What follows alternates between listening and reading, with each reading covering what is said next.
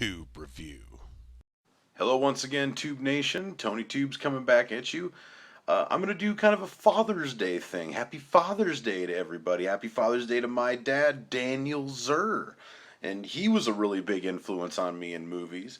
When I was laid up from a skiing accident, he's the one that bought me Clerks. I didn't know what the hell Clerks was, and oh my god, dude. I was like 15 years old and he's showing me Clerks, and it was perfect. And Dad's always been a really good connoisseur of movies, and we have a lot of the same tastes and everything. And so, happy Father's Day to you, Dad. But today I'm going to talk about something that kind of ties in with the whole dad thing for me, and that is why I liked Man of Steel. I've seen the original Superman, and I've seen Man of Steel. And honestly, I loved Man of Steel. I mean, I loved Superman too, but I loved Man of Steel. I thought it was a really, really well done, great movie. I actually gave it 5 out of 5, Tube thumbs up on Tube Review. Some of the only things that I really found wrong with Man of Steel were I hate it when heroes and these big, over the top, big blockbuster action films like Transformers and Teenage Mutant Ninja Turtles and Michael Bay movies and stuff like that, they destroy cities and there's like nothing said about any of the human casualties. They just level city blocks by the truckloads. Even in Transformers, oh, the cube they were hiding it in this dam and it's away from everybody and stuff. Oh, the Decepticons are coming to get it. Well, now we're going to move it into the fucking city. And then what happens? They come into the city and they destroy the fucking city. And that's what happened in this one. Zod and Superman destroyed Metropolis. And it sucked, but I guess that's what they had to do. And that was one of the main things that I didn't really like about the movie was, take it somewhere else, guys. Take it anywhere else. You're superheroes. Take it somewhere else. Another one of the bad things about it is you didn't get to hear the like, there's something about that old Christopher Reeves music.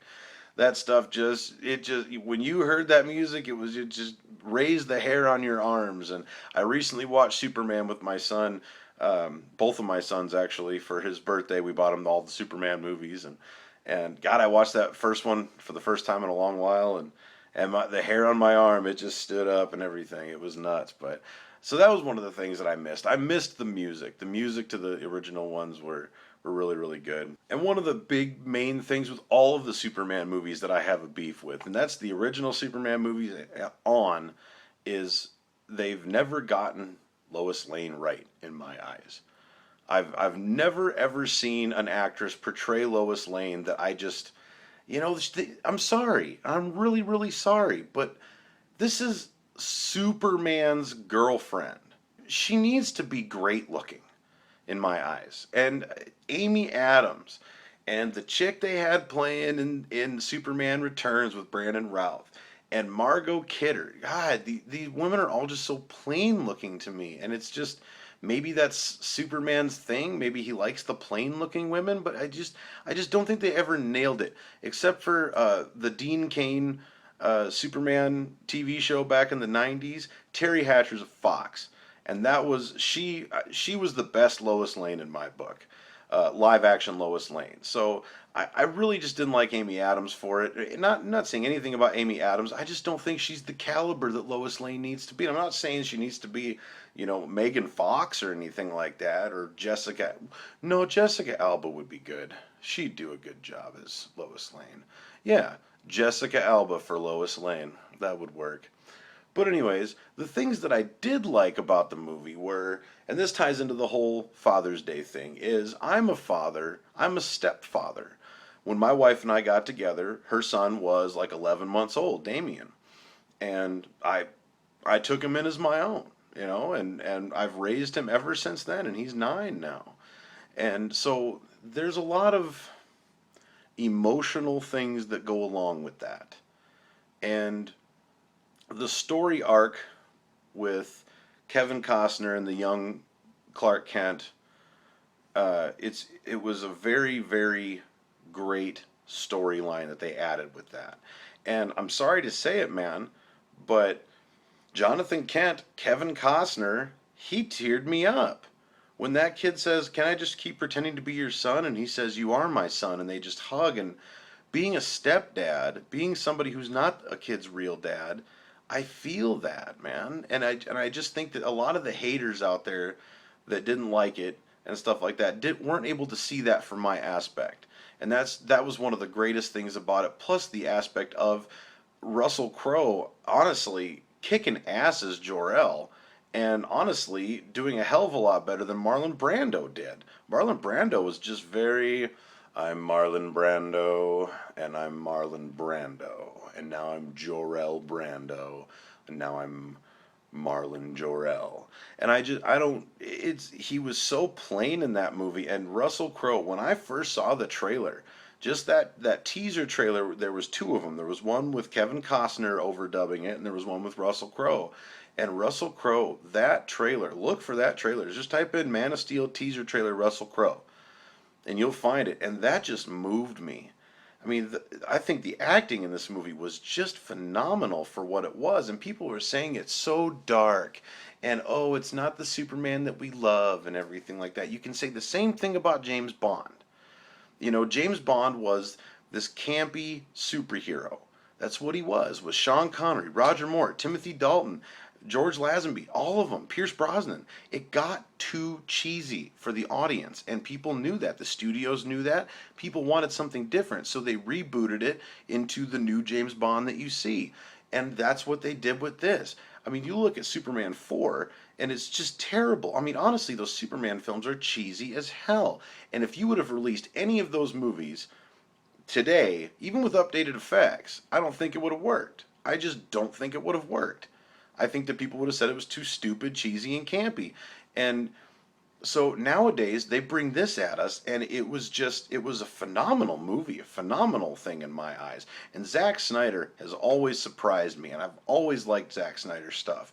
And you look at something like The Watchmen, the attention to detail that he did with that movie, you can tell he's a fan.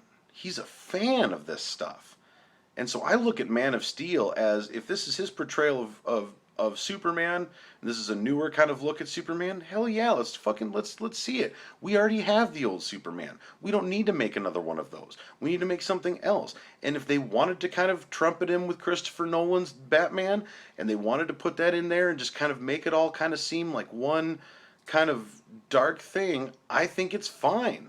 Let's do it. Let's see some new movies and shit, some new takes on things. And that's what I loved about it. And like I said, the story arc with Kevin Costner made me fucking tear up in this movie, man. I really, really loved that aspect of it, and I just think that there should have been more praise for that aspect of it. But not everybody's a stepdad, so, and not everybody has the relationship that I have with my son, so, it's just, it's hard, it's tough. Another thing I really liked about the movie was the Zod's message. Like when he comes down to Earth looking for Kal-El and everything. Oh my God, dude, that was really, really amazing. That message, like, just put that in real life terms. If that actually happened, everybody on this planet would be shitting their fucking pants. And it was just, when I saw that, it was so like, wow, dude, that was really cool. So I praise Zack Snyder for his work in this movie. People didn't like it, fine by me, but I really, really enjoyed it. I can't wait for the Batman Superman movie. Hopefully it's really good. Any other things coming with Superman, I'm down. Let's do it. So just get a better Lois Lane in there, okay? Sorry, Amy Adams. Different Lois Lane. But anyways, have a good day. Happy Father's Day again. Make sure you check me out on Completely Unoriginal. It's every week on DakotaBroadcasting.com. We're trying to get a YouTube channel up. It's just been a little hectic in my life lately, so I haven't gotten the YouTube channel up yet. But yeah, Completely Unoriginal every single week. August 13th, 2015 at the Brown County Fair, Centennial Village. I will be emceeing the musicians reunion out there. So if you're a musician, you want to come and play with us and everything, have fun. Let's do it. Let's have a good time. Goes from 6 p.m. until 1 a.m. So come on out and see us there. Make sure you like, subscribe, share, do all that shit. And have a good day. Thanks for watching. Happy Father's Day, everybody. Tube review. The one thing that I think they should have done, like line for line from the original Superman movie, just tossed it in there, was the scene with the cat.